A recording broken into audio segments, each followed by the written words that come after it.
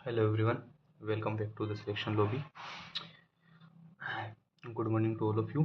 चलिए आइए हमारी विलोम शब्द की आज की हम क्लास शुरू करते हैं बिना किसी देरी के। तो सबसे पहले उर्वर। उर्वर का अर्थ क्या होता है? उपजाऊ, जिसका विलोम क्या होता है? उसर, बंजर या फिर अनुर्वर।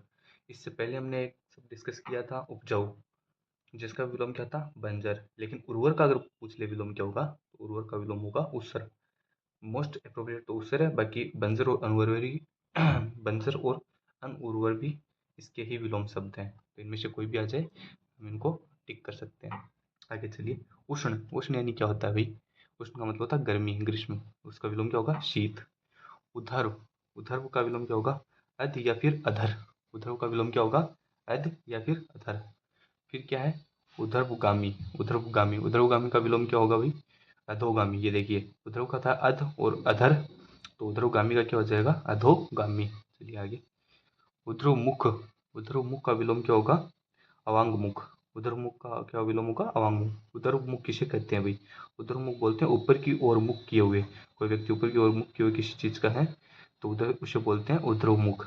और अवांगमुख किसे बोलेंगे? तो अवांगमुख जिसका नीचे की ओर मुख हो उसे बोलेंगे अवांगमुख। आगे आइए। रज्जु। रज्जु का विलोम क्या होगा? वक्र। ये याद रखिए थोड़ा सा, ये पीवाईक्यू में भी पूछा गया क्वेश्चन है। फिर आगे देखिए। ऋणात्मक का धनात्मक हम सब जानते हैं। उसके आगे चलिए। रित। रित का होता है सत्य। सत्य यानी सच। रित, ये आपस में पर्यायवाची शब्द है। इनका विलोम क्या होगा? रित का विलोम होगा अनर्थ। अनर्थ जिसको बोलते हैं असत्य। अब देखिए, एक तो होता है सत्य और एक होता है सत्य। एक तो होता है सत्य और जिसमें तो स पूरा तय आधा होता है, जबकि एक होता है सत्य जिसमें स आधा और तय पूरा, ये एक ही मात्रा के साथ। तो सत्य का अर्थ तो हम सब जानते हैं, सत्य यानी क्या होता है? सच। और सत्य, सत्य का अर्थ होता है चोरी। तो रित यानी जिसका अर्थ होता है सत्य, उसका विलोम तो होगा अनर्थ, असत्य। और एक होता है सत्य जिसका अर्थ होता है चोरी, उसका विलोम क्या होगा? असत्य यानी चोरी न करना। ये हम पहले भी डिस्कस कर चुके हैं पीछे की क्लासों में। आगे चलिए, आगे बढ़ते हैं।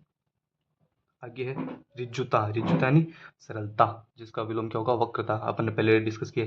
ऋजु, ऋजु यानी होता है वक्र। ये देखिए, ये यहीं पे ऊपर अपने डिस्कस किया। ऋजु, ऋजु का अर्थ होता है वक्र। तो ऋजुता का विलोम क्या हो जाएगा? वक्रता। ऋजु कहते किसे हैं? ऋजु मतलब किसी कोई चीज सरल हो, तो ऋजुता यानी सरलता, वक्रता यानी बांकपन। किसी चीज में कोई बांकपन उसे बोलते हैं वक्रता।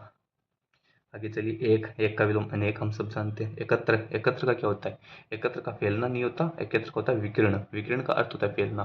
तो एकत्र का अगर कोई विलोम पूछे तो मोस्ट अप्रोप्रिएट क्या होगा? विकिरण। आगे चलिए। एकल। एकल का क्या होगा? सकल। आगे। एकांत। एकांत का होगा अनेकांत। एकांत यानी अकेलापन, अनेकांत यानी अकेलापन ना हो, यानी बहुत सारे लोग हो जहाँ पे। एकाकी। एकाकी का विलोम क्या होगा? समग्र। एकाग्र बोलते हैं ना, एकाग्र चित्त होकर बैठा रहता है कोई व्यक्ति, चित्त यानी दिमाग। और एकाग्र यानी क्या होता है? किसी चीज में एकाग्रता से सोचना, मतलब विचार करना, एक जगह सटीक तरीके से रहना। और एकाग्र का विलोम क्या होगा? चंचल यानी जो हर जगह हो।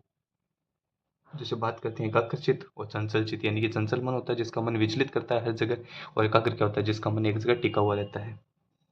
एडी। एडी का विलोम क्या होगा? तो चोटी। फिर आगे देखिए। ऐतिहासिक।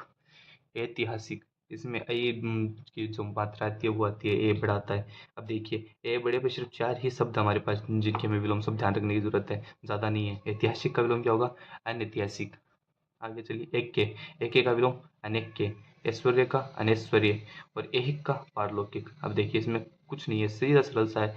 अगर बड़े जो अपन बोलते हैं बड़े जो अपना पास वर्ण होता है स्वर, उसके 3-4 ही शब्द हैं जिसके विलोम शब्द अगर अपने को करना है, विलोम करना है। जैसे ऐतिहासिक का विलोम करना है तो अन लगा देंगे, अनैतिहासिक हो गया। एक के का विलोम करना है तो अन लगा देंगे, अनेक के हो गया। ऐश्वर्य का विलोम करना है तो अनुपसर्ग लगा देंगे, अनैश्वर्य हो गया। सिर्फ एक अलग सा है थोड़ा सा, ऐहिक। ऐहिक का क्या हो जाएगा? पारलौकिक। अपन ने पहले ही इसको डिस्कस किया है, जो कि अपने पास है। पिछली क्लास में हमने देखा था ई है। ई का विलोम था पर। ई है लोग यानी परलोक। वैसे ऐहिक, इसमें भी ई है शब्द अपने पास आ रहा है, ए उपसर्ग इसमें। ऐहिक यानी पारलौकिक। आगे चलिए। तो ये 4 ही शब्द हैं जो ए अपने जो स्वर होता है उस पर। आगे है ओजस्वी। ओजस्वी का अर्थ होता है तेजस्वी। इसका विलोम क्या होगा?